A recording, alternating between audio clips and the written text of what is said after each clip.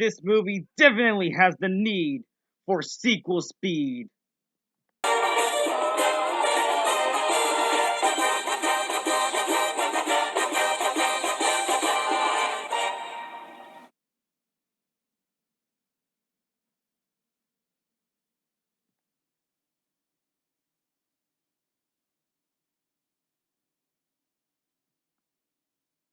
Setting after more than a decade of the events of the first Top Gun movie, Maverick attempts to confront his past while training a group of young Top Gun graduates, including the son of a deceased person who is one of Maverick's friends.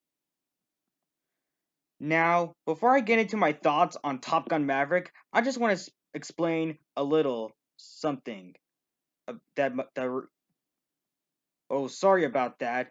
Anyways, now, before I get into my thoughts on Top Gun Maverick, I just want to explain a little that the reasons why I'm reviewing this movie is because I'm quite pretty interested to see this movie in theaters. But I have a question to myself. Did I watch the original first one before I checked out the sequel? Well, yes. I watched the first one back in May, and it was pretty cool. And I watched it again yesterday before I checked this one out. So yeah, with all that being said a little, let's get into my thoughts on this movie. So, a few hours ago, I just saw the sequel to Top Gun titled Top Gun Maverick. And what do I think about this movie? That was the most beautiful sequel that I have ever watched from Paramount Pictures. Like, for real, this movie is so emotional yet so stunning, which leads to this.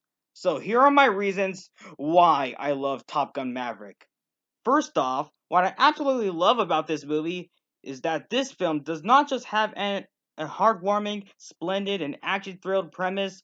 This movie is considered a tribute to Tony Scott, the director of the first Top Gun movie, who sadly committed.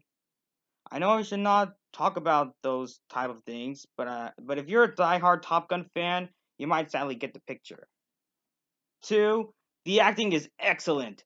Tom Cruise did it once again with his acting skills as Maverick in this movie. Three, like the first film, I'm really impressed on how this movie uses real and actual planes and aircrafts instead of using CGI for the sequel. Four, the cinematography is epic, which makes you feel like you're flying. Even when you watch it in a standard screening for this movie in theaters, it makes you feel like you're flying. Five, this movie has tons and tons of emotional moments here and there throughout the film. Believe it or not, I nearly tear myself up with joy at some scenes, including the music score, which I'll get into later. Six, Joseph Kosinski's direction is fantastic. Seven, along with the emotional scenes in this movie, there are so many scenes that pay homage to the original film, which is the source material, like the killer opening scene with that Danger Zone song. Eight, the football beach scene in the middle of the movie is so much fun, and it gives the absolute summer vibe. 9. The pacing, despite being 2 hours and 11 minutes, it turned out to be unexpectedly good in my opinion. And 10, another big reason on why I love this movie so much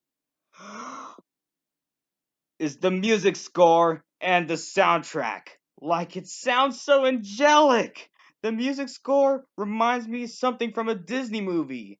Yeah, I know Top Gun and its sequel are Paramount movies, but the music is so perfect and fitting. I also adored the Hold My Hand song by Lady Gaga in the end of the movie, which, believe it or not, I heard that song on the radio a few times before I get to see the movie in theaters in person. So, yeah. Now, before I wrap up my review for this movie, do I have any criticisms for this movie? Well, this might surprise you once again. Like my review on Lightyear, which is my favorite movie of 2022, I don't have one or a few for right now. So you know what, guys? I think I'm gonna let this review slide. Overall, everyone, Top Gun Maverick is a heartwarming, thrilling, glorious, and magnificent sequel from Paramount Pictures.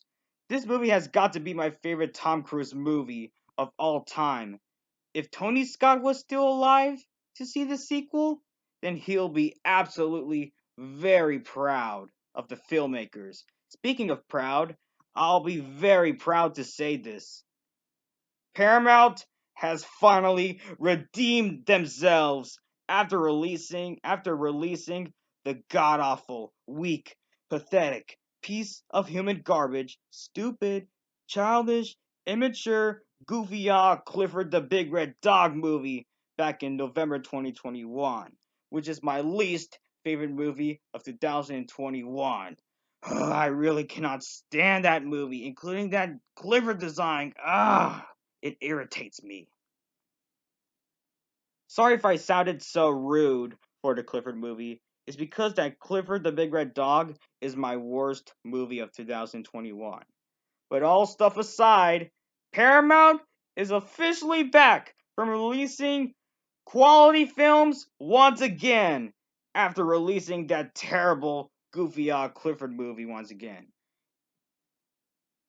And also congratulations to this movie for reaching the $1 billion mark, making it the second movie to be released in the 2000s, the 2020s decade after Spider-Man No Way Home. Let's give it a round of applause for Top Gun Maverick.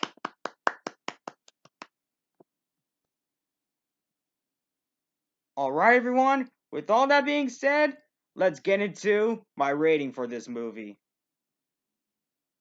I'm giving Top Gun Maverick a 9.6 out of 10. This movie is very superior to the first film. And that concludes my review on Top Gun Maverick. Man, what a thrilling ride!